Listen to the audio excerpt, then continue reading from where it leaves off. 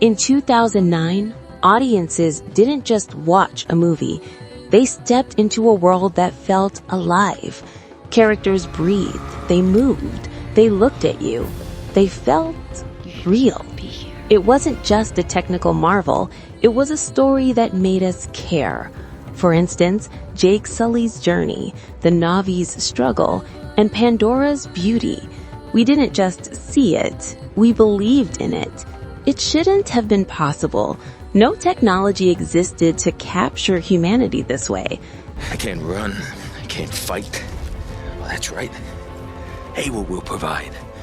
There's something you can do, then you must do it. Studios doubted it, critics dismissed it, Hollywood said it was too ambitious, too expensive, too risky. So in 1995, I wrote Avatar. It was an 80-page treatment, and it had basically all the stuff that's in the movie and a whole bunch of stuff besides, and I was told that it was premature. We couldn't do all that stuff yet. But James Cameron refused to wait for the world to catch up. He built it himself.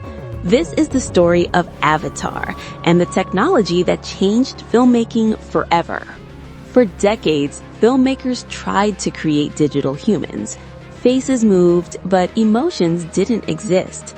Eyes were empty. Micro-expressions vanished. Movements were stiff. Performances felt mechanical. Motion capture existed, but it was flawed.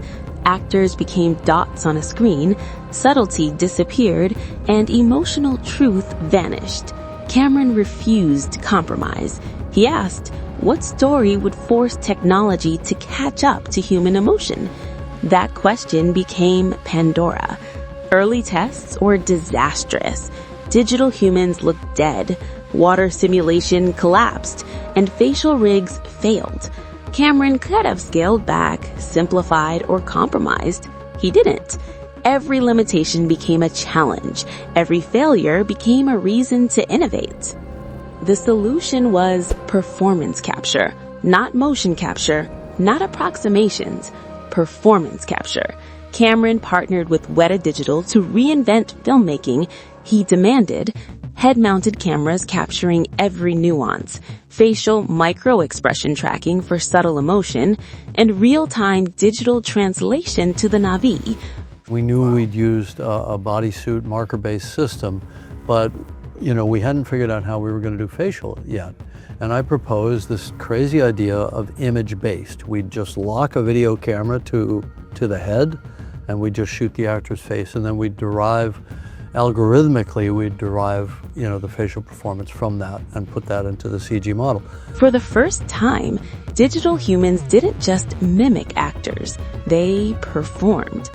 But even this technology was far from perfect. Actors' expressions didn't translate accurately. Simulations failed. The team rebuilt rigs, redesigned software, tested over and over. Every solution birthed another challenge. Every failure forced creativity. And the actors? They adapted. For example, in preparation for shooting Avatar, The Way of Water, Sigourney Weaver held her breath underwater for 6 minutes. Kate Winslet even shattered records with 7 minutes and 15 seconds.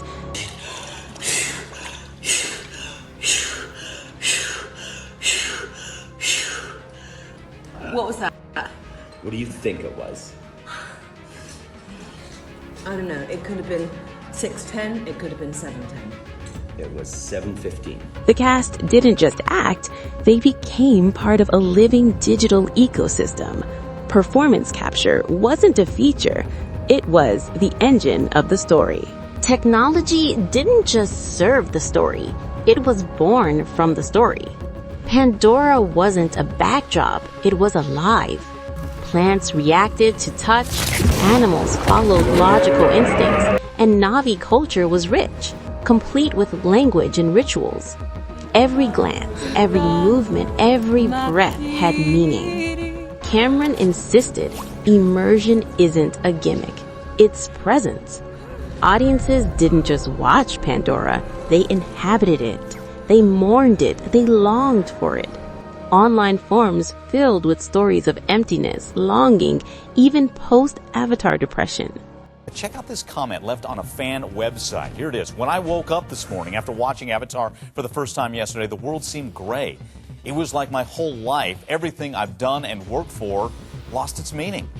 Lost its meaning after watching this movie? The genius wasn't the pixels, it was the experience. This wasn't small-scale experimentation.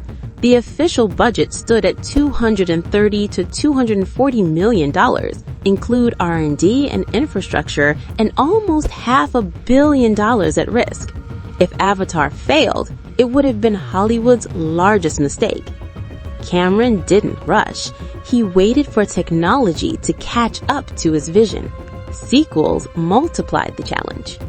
Take, for instance, in Avatar: The Way of Water, underwater performance capture was an impossibility. Physics doesn't allow digital faces to emote underwater. However, the cast trained for months. New rigs, cameras, and software were invented. Every blink, every tendon, every expression had to be captured perfectly. Performance capture wasn't just technical. It was risk, under pressure. And Cameron thrived in it. Cameron is not just a filmmaker. He's a systems thinker. Every major film follows the same formula. 1. Identify the limitation. 2. Refuse compromise. 3. Invent the missing tool. And 4. Build systems to push humans and technology beyond expectation. The Abyss pushed water simulation. Terminator 2 revolutionized morphing. Titanic fused physics, practical effects, and digital innovation. And Avatar pushed digital humans and immersive worlds. And it didn't stop there. Virtual cinematography allowed Cameron to frame shots inside Pandora in real time. Actors performed, cameras moved, and the digital and real blended seamlessly. Performance capture wasn't an add-on. It was the foundation of an entire filmmaking system. Performance capture became the new standard. Digital characters could act, emote, and connect. Virtual production, games, Marvel blockbusters, and Planet of the Apes all owe a debt to Avatar. Audiences didn't just watch a film, they inhabited a world.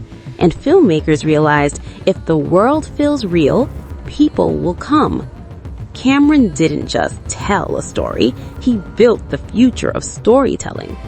The genius of Avatar wasn't the floating mountains, it wasn't the 3D, it wasn't even the performance capture alone. It was the story. So human, so universal that it demanded technology to bring it to life. James Cameron didn't chase comfort, he chased proof. And he told a story the world wasn't ready for until he made it real. Avatar changed the game and changed filmmaking forever. Thanks for watching, and I'll see you in the next deep dive.